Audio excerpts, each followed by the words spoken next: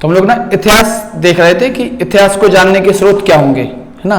तो इतिहास के जानने के स्रोत में हम लोग आगे बढ़ चुके थे और हमारा जो अंतिम जो तीसरा स्रोत था वो हमारा रह गया था, यानी कि हमारा विदेशी यात्रियों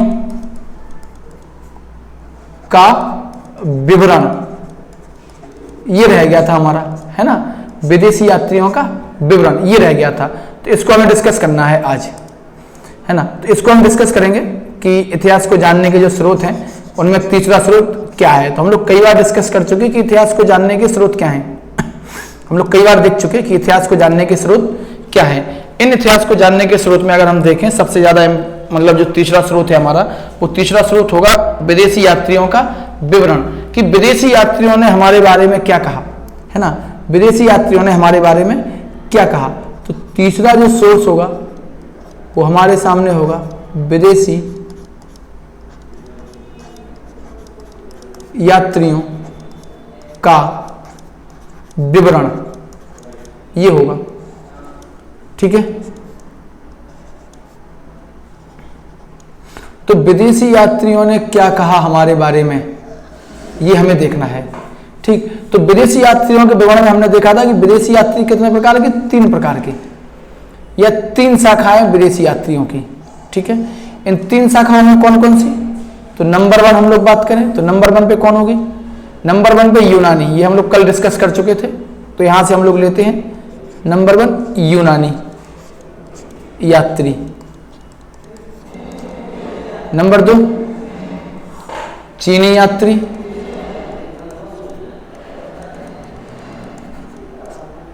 नंबर 3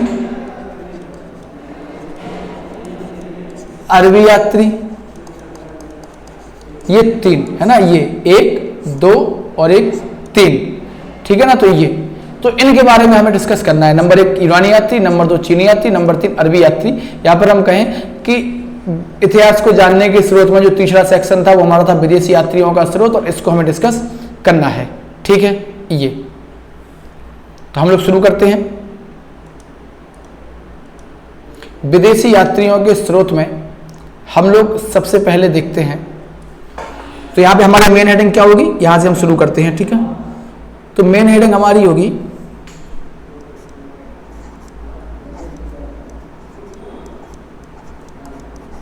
विदेशी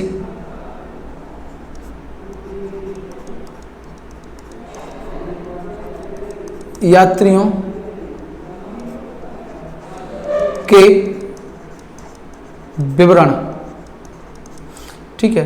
तो विदेशी यात्रियों के विवरण में अगर हम देखें तो पहला विवरण कौन होगा, नंबर 1।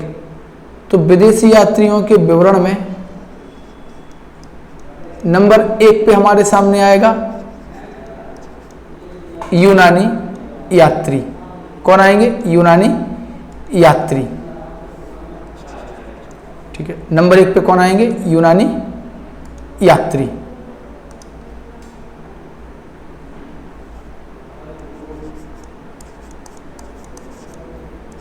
यूनानी यात्री। नंबर 2 पे चीनी यात्री। नंबर 3 पे अरबी यात्री।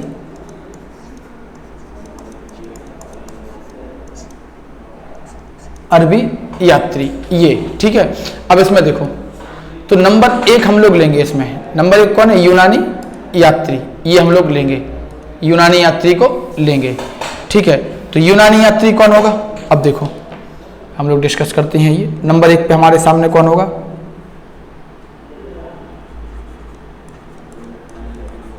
यूनानी यात्री, ठीक है। ये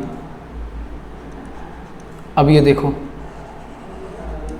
तो यूनानी यात्री को हम लोग ना 3 कैटेगराइज में बांटते हैं, 3 कैटेगरी में, नंबर 1,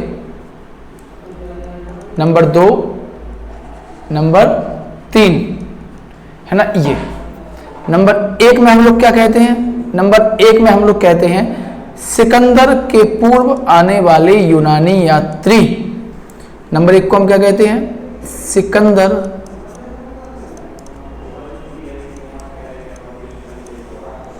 के पूर्व आने वाले यात्री ये, ठीक है। तो सिकंदर के पूर्व कौन है, कल डिस्कस हमने किया था भैया कि सिकंदर के पूर्व कौन है ना, तो उसी को आगे बढ़ाते हैं, ठीक। तो सिकंदर के पूर्व कौन आया, नंबर 1 टेसियस और हेरोडोटस।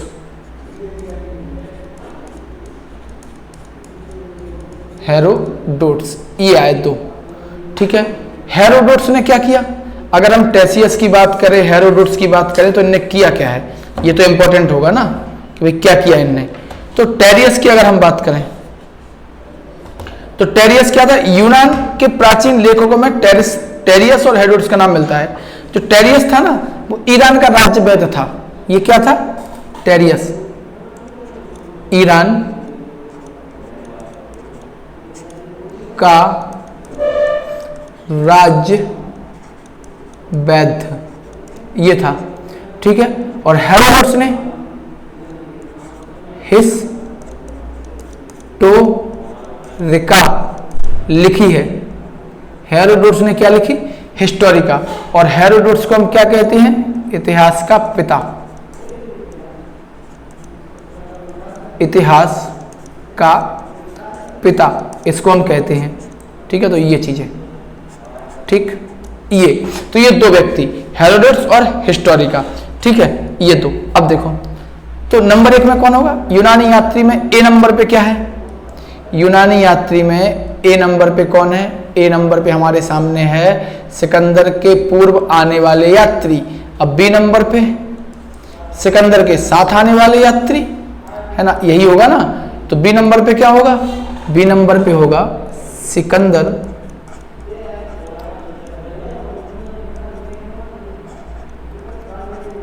के साथ आने वाले यात्री ये। तो सिकंदर के साथ कौन आया, तो सिकंदर के साथ निर्याकस, निर्याकस ये आया, बहुत इंपॉर्टेंट व्यक्ति था निर्याकस, ये आया, ठीक है। अब देखो आगे सिकंदर के साथ ये आए, है ना। निर्याकस के बाद अगर हम देखें तो इसके बाद अगर हम देखते हैं तो दूसरा व्यक्ति यहां पर जो आया निर्याकस के बाद, तो इसका नाम था ओनेसिक्रिट्स, ओनेसिक्रिट्स।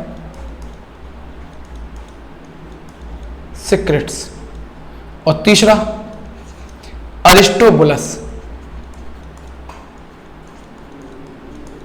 अरिस्टोबुलस ये तीसरा, ठीक है। तो ये 3 व्यक्ति किसके बाद साथ, सिकंदर के साथ। तीसरा अगर हम देखें तो इसमें ए बी सी टाइप के कौन कौन से यूनानी यात्री आए, है ना। तो सी टाइप के यूनानी यात्री देखो, तो सी टाइप के यूनानी यात्रियों में सिकंदर के बाद आने वाले यात्री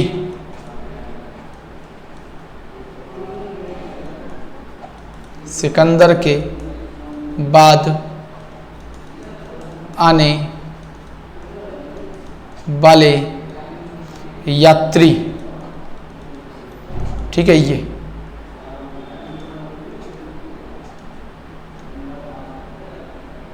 सिकंदर के बाद आने वाले यात्री। सिकंदर के बाद में अगर हम देखें तो नंबर 1 पे मेगास्थनीज, मेगास्थनीज। अब मेगास्थनीज कौन था, मेगास्थनीज सेल्यूकस निकेटर, है ना। मेगास्थनीज सेल्यूकस निकेटर ये कौन था, मेगास्थनीज ये था सेल्यूकस निकेटर, सेल्यूकस निकेटर का राजदूत। सेल्यूकस निकेटर का क्या था, राजदूत था। और ये किसके दरबार में आया, चंद्रगुप्त मौर्य के। ये किसके दरबार में आया, चंद्रगुप्त मौर्य के दरबार में ये आया था। ठीक है, अगला पेज लेते हैं हम। तो मेगास्थनीज किसके दरबार में आया?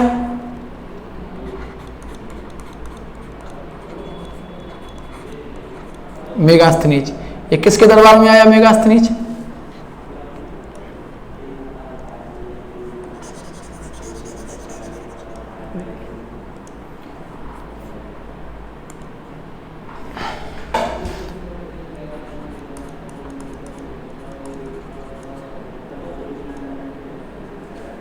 क्या हो रहा आज, समझ में नहीं आ रहा क्या हो रहा, क्यों गलती हो रही। तो मेगास्थनीज, मेगास्थनीज ये कौन था, ये देखना है हमें, है ना। यही अपन देख रहे थे ना, सिकंदर के बाद आने वाले यात्री। तो ये सेल्यूकस निकेटर, सेल्यूकस निकेटर का क्या था? राजदूत था, राजदूत था। जो किसके दरबार में आया? ये आया चंद्रगुप्त मौर्य के दरबार में, चंद्रगुप्त मौर्य के दरबार में, ठीक है, ये आया। अब देखो, सेल्यूकस निकेटर सिकंदर के जीते हुए क्षेत्रों का शासक था। सिकंदर चला गया वापस, 323 बीसी में बेबीलोन में उसकी मृत्यु हो गई पेचिस के कारण, और उसकी जगह जो सेल्यूकस निकेटर था वो भारत में क्या कर रहा था? राज कर रहा था, और चंद्रगुप्त मौर्य का समकालीन था। अब 304-305 बीसी में, 304-305 बीसी में सेल्यूकस निकेटर और चंद्रगुप्त का युद्ध हुआ। किसका हुआ? सेल्यूकस निकेटर, निकेटर और मौर्य यानी चंद्रगुप्त मौर्य, इनका युद्ध हुआ। और इस युद्ध में मौर्य ने किसको हरा दिया? निकेटर को हरा दिया, परास्त कर दिया। तो निकेटर ने अपने राजदूत मेगास्थनीज को किसके दरबार में भेजा? चंद्रगुप्त मौर्य के दरबार में भेजा। और इसने यहीं पर क्या किया? इंडिका नामक किताब लिखी। इसने इंडिका नामक किताब लिखी, जिससे हमें भारत की एक बृहद जानकारी प्राप्त होती है। तो ये ठीक है। और ये चंद्रगुप्त मौर्य के दरबार में कितने वर्ष रहा? 14 वर्ष। 14 वर्ष तक ये चंद्रगुप्त मौर्य के दरबार में रहा। तो पहला नाम मेगास्थनीज, ठीक है। आगे मेगास्थनीज के बाद एक व्यक्ति आया, उसका नाम था डायमेकस। डायमेकस ये नाम था, ठीक है, डायमेकस। तो डायमेकस कौन था भैया? कब आया? तो डायमेकस आया बिंदुसार के दरबार में। बिंदुसार के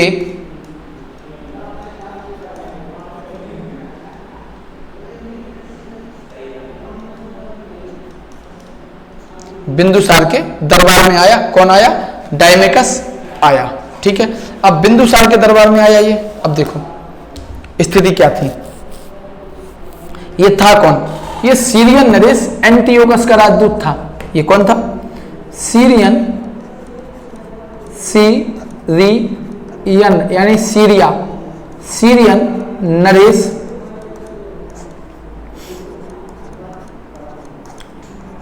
एंटियोकस,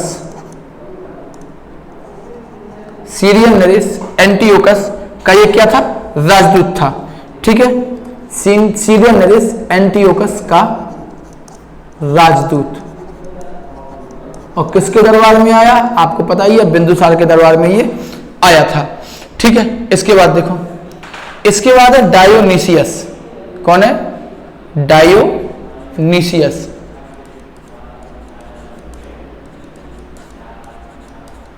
डायोनीसियस, तो ये भी इंपॉर्टेंट नाम है, डायोनीसियस। ये अशोक के दरबार में आया।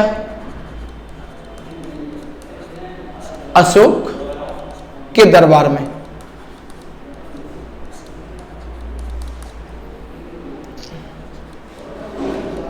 अशोक के दरबार में आया, ठीक है। अब देखो इसमें आगे अशोक के दरबार में ही आया। अब देखो बहुत इंपॉर्टेंट बात यह है, ये अशोक के दरबार में आया था राजदूत बनके। किसका राजदूत बनके? ये अशोक के दरबार में आया था राजदूत बनके। और किसका राजदूत बनके? मिस्र नरेश,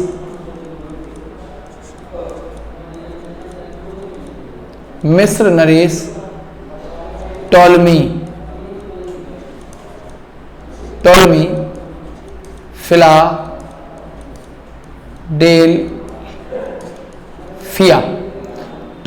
फिलाडेल्फिया, ठीक है, के दरबार में ये आया था। ठीक है, आगे देखो, आगे अगला अगर हम देखें तो एक यूनानी भाषा में एक किताब लिखी गई है ज्योग्राफी, और एक किताब लिखी गई है पेरिप्लस ऑफ द एरिथ्रियन सी। कुछ लोग कहते हैं टॉलमी की है ना। एक लिखी गई है ज्योग्राफी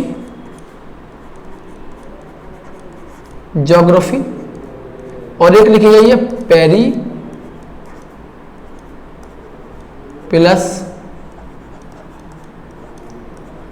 ऑफ द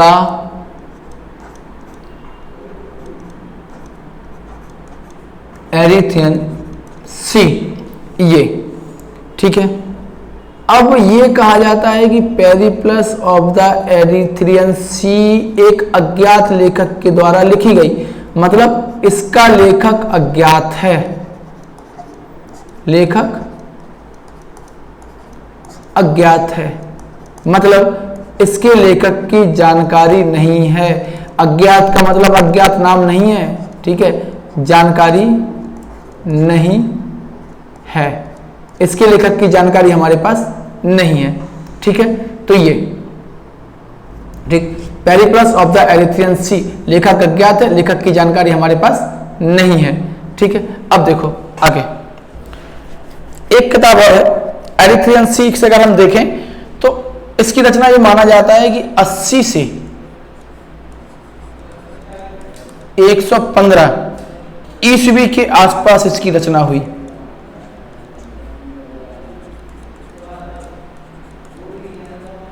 के आसपास इसकी रचना हुई। ठीक है, 80 से 115 ईस्वी के आसपास क्या हुई, इसकी रचना हुई।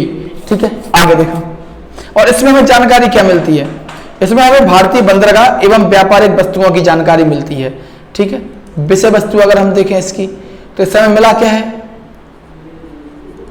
इसमें क्या लिखा है, इसमें भारतीय बंदरगाह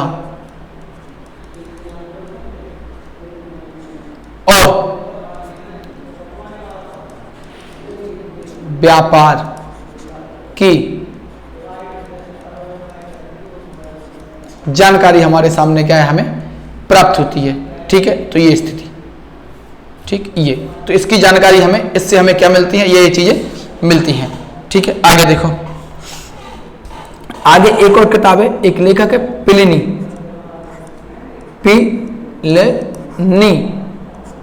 ये इसकी किताब है नेचुरल हिस्टोरिका।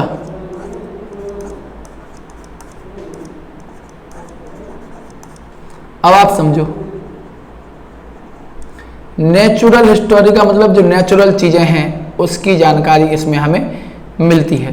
तो नेचुरल हिस्टोरिका की विषय वस्तु क्या है, तो नेचुरल हिस्टोरिका जो है इसमें हमें भारतीय पशुओं, पौधों, खनिज पदार्थों की जानकारी मिलती है। इससे हमें क्या जानकारी मिलती है, भारतीय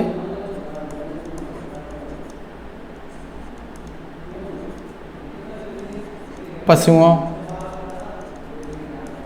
पौधों एवं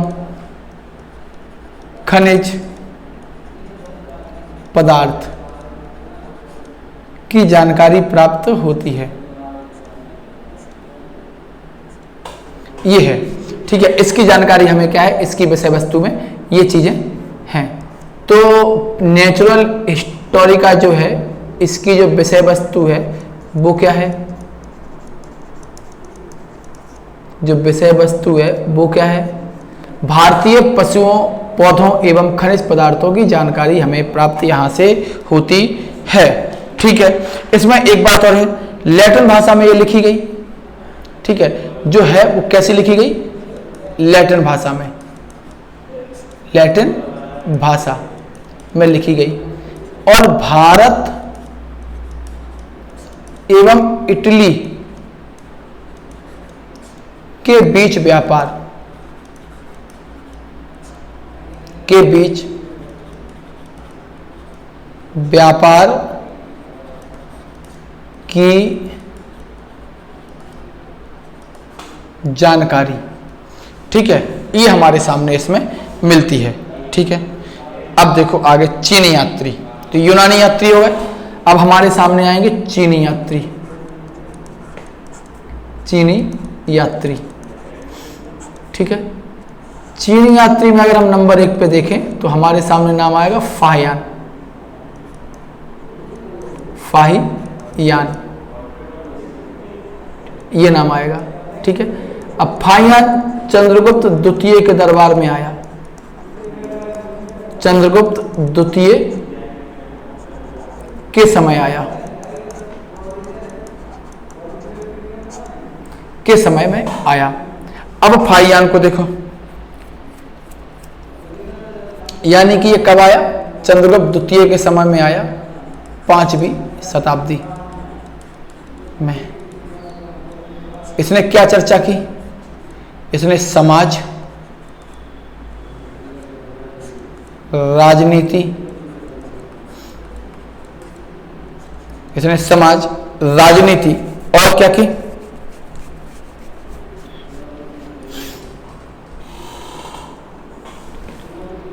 कहां चला गया? आर्थिक और धार्मिक मुद्दों पर चर्चा की। ठीक है, चीनी यात्री में पहला कौन है? फाहियान। चीनी यात्री में फाहियान चंद्रगुप्त द्वितीय के समय 5वीं शताब्दी में आया, समाज, राजनीतिक और आर्थिक और धार्मिक स्थिति पर क्या की? चर्चा की। इसके बाद हर्षवर्धन, बहुत इंपॉर्टेंट है, हुइनसांग, सॉरी हुइनसांग हर्षवर्धन के समय आया।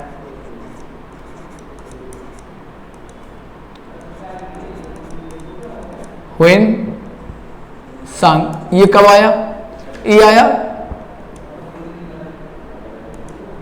हर्षवर्धन के समय। हर्षवर्धन के समय ये भारत आया था।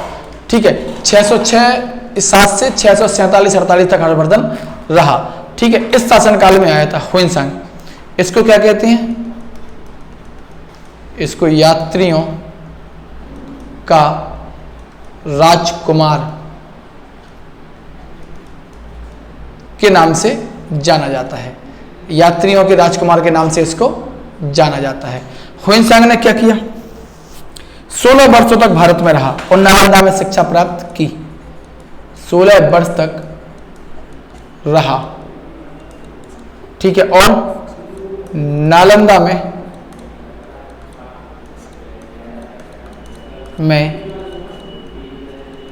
शिक्षा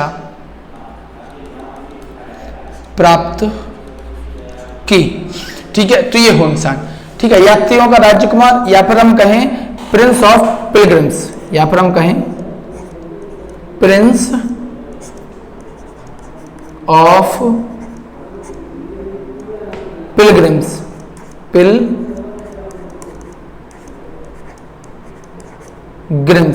ये इसको हम कह सकते हैं। ठीक है, हुइनसांग को कह सकते, क्या आप कहते ही हैं। ठीक है, अगला नाम हमारे सामने है इत्सिंग। अगला जो व्यक्ति आया वो कौन आया? वो आया इत्सिंग।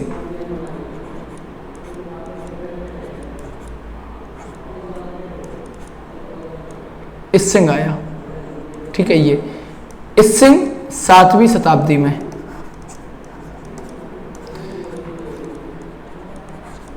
7वीं शताब्दी में ये भारत आया था।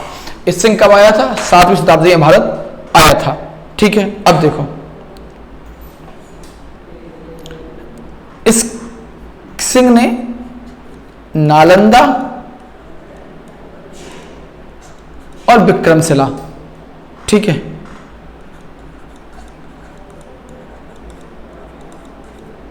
और विक्रमशिला दोनों में शिक्षा ग्रहण की। दोनों में शिक्षा ग्रहण की। देखो यहां पर एक बात समझना, हुइनसांग 16 वर्ष तक रहा, फाहियान 14 वर्ष तक रहा।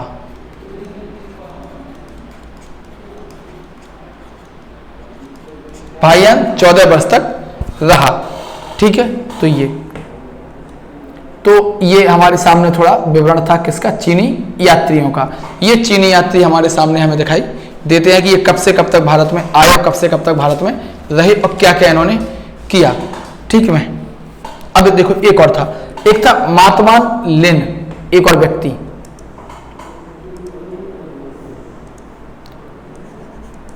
मातवान लिन, ये इसके विवरण से हमें चोल काल की जानकारी प्राप्त होती है। चोल काल की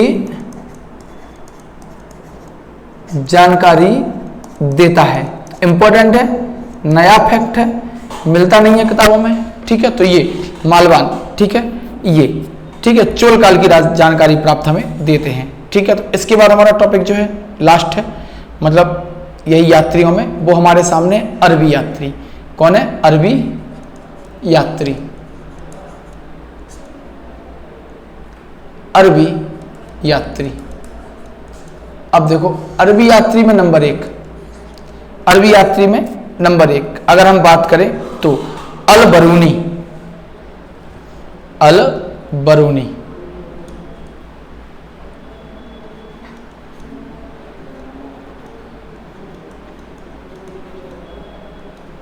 अल बरूनी, ये अल बरूनी जो है, ये मोहम्मद अल बरूनी जो है, इसने लिखी क्या? तहकीक हिंद या किताबुल हिंद। ये 11वीं शताब्दी में भारत आया, 11वीं शताब्दी में भारत आया और इसने एक किताब लिखी जिसका नाम है किताब उल हिंद, ये लिखी। ठीक है, और ये महमूद गजनबी के साथ भारत आया। महमूद गजनबी के साथ भारत ये आया था। ठीक है, महमूद गजनबी जो है उसके साथ आया था और महमूद गजनबी ने इसको गिरफ्तार कर लिया था। बाद में इससे प्रभावित होकर महमूद गजनबी ने इसे राज ज्योतिष का पद दिया, राज ज्योतिष का पद इसको दिया। ठीक है,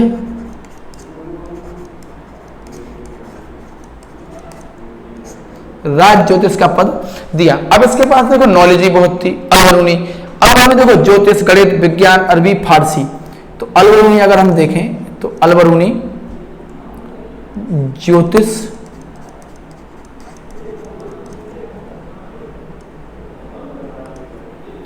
गणित,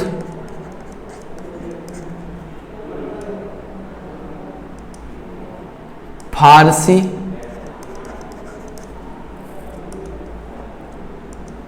संस्कृत।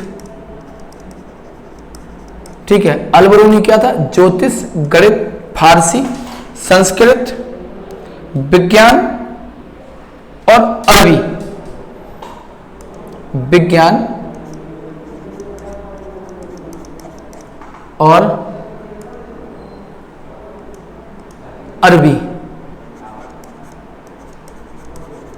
इन भाषाओं का क्या था? जानकार, इन भाषाओं का जानकार था। ठीक है, तो किताब हिंद लिखी, या फिर हम इसको एक और नाम देते हैं तहकीक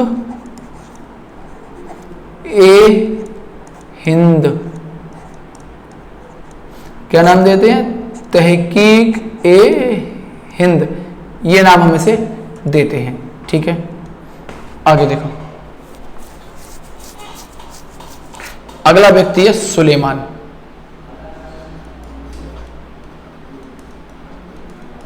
सुलेमान, ठीक है, सुलेमान पाल के नाम से इसको जानते हैं। ठीक है, तो सुलेमान, सुलेमान जो है ये 9वीं शताब्दी में आया था,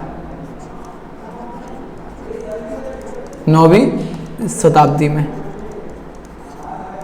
और कहां पर आया था? प्रतिहार राजा। इस समय कौन थे? प्रतिहार शासक थे। ठीक है, गुज्जर प्रतिहार के नाम से जानते हैं, ये थे। इसने तत्कालीन सामाजिक, राजनीतिक, आर्थिक,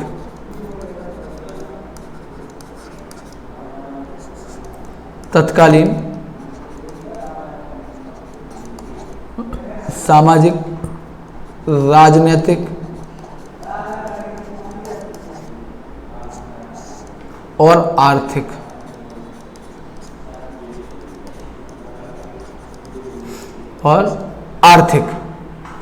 जानकारी प्रदान की।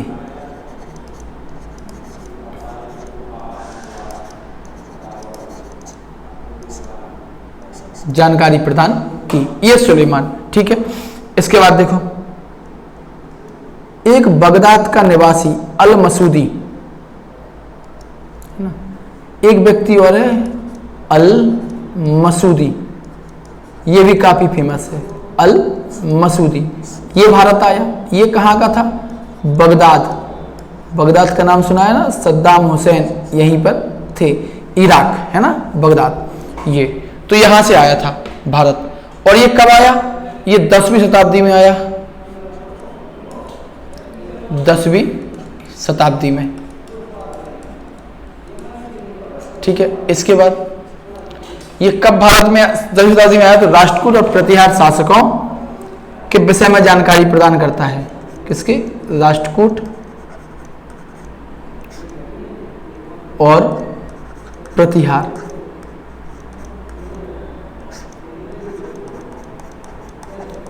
शासकों की जानकारी देता है, जानकारी देता है। ठीक है, ये अब देखो आगे। अब आगे हमारे सामने कुछ और किताबें हैं, कुछ और ग्रंथ हैं। जैसे हम कहें कुछ फारसी यात्री, है ना, या फारसी लेखक। जैसे हम कुछ कहें फारसी लेखक,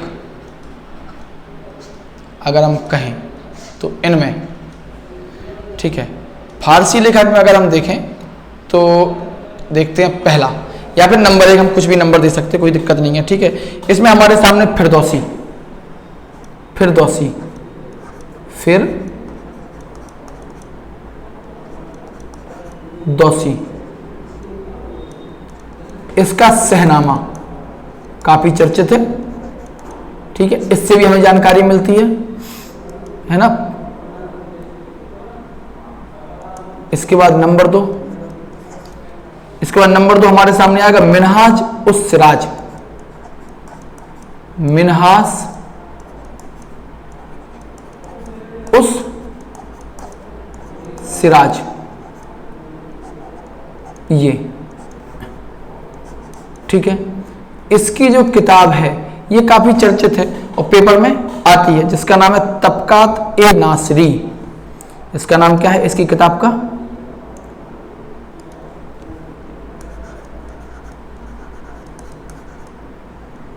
तबकात ए नासरी।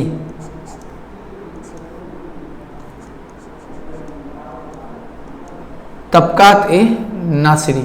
ठीक है, नंबर 3 देखो, नंबर 3 एक और है जिसका नाम है जिया उद्दीन बरनी, ऐसे भी लिखा जाएगा, ऐसे भी लिखा जाएगा। ठीक है, जियाउद्दीन बरनी, ये भी काफी फेमस है। और इसकी जो किताब है उसकी किताब का नाम है तारीख फिरोज शाही। क्या नाम है? तारीख। जिसकी किताब है उसका नाम है तारीख ए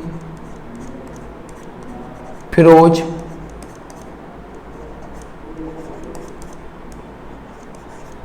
शाही, तारीख फिरोज शाही, ये। ठीक है, तो ये भी हमारे सामने कुछ किताबें हैं जिनसे हमें क्या है जानकारी प्राप्त होती है। तो हमारा टॉपिक क्या था, लास्ट टॉपिक, या हम लोग देख रहे थे क्या, भारत को इतिहास को जानने के स्रोत, है ना, इतिहास को जानने के स्रोत, इतिहास को जानने के 3 स्रोत। ठीक है, ये ठीक है, तो पहले पुरातात्विक स्रोत,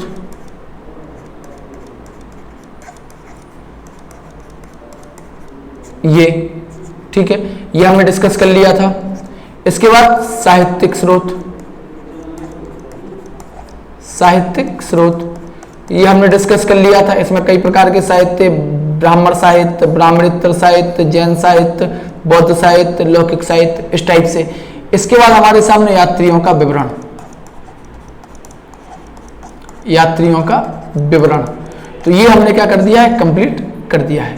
ठीक है, ये हमने क्या कर दिया, कंप्लीट कर दिया है। तो ये तीनों, इसमें हमने नंबर 1 कौन देखे, यूनानी यात्री, आज यही टॉपिक था ना।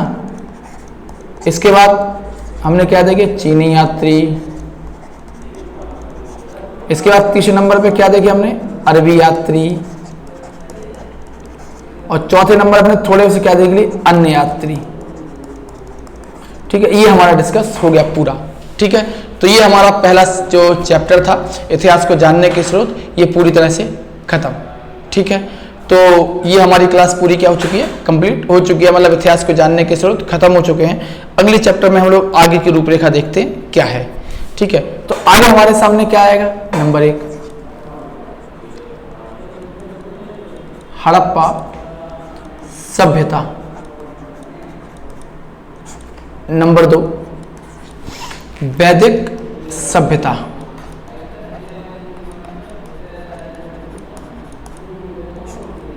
सभ्यता, इसके 2 पार्ट।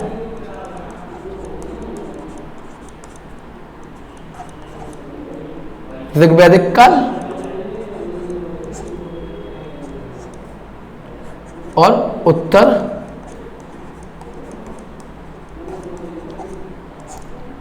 वैदिक काल। ठीक है, इसके बाद हमारे सामने क्या होगा, बुद्ध काल।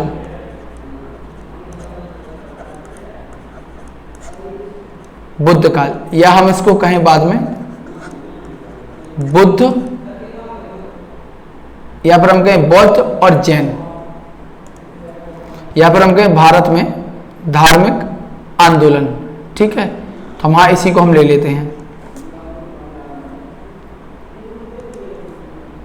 तो धार्मिक आंदोलन, आंदोलन, इसमें अभी 2, बौद्ध धर्म और जैन धर्म। ठीक है, इसके बाद चौथा टॉपिक जो हमारे सामने होगा वो होगा महाजनपद काल।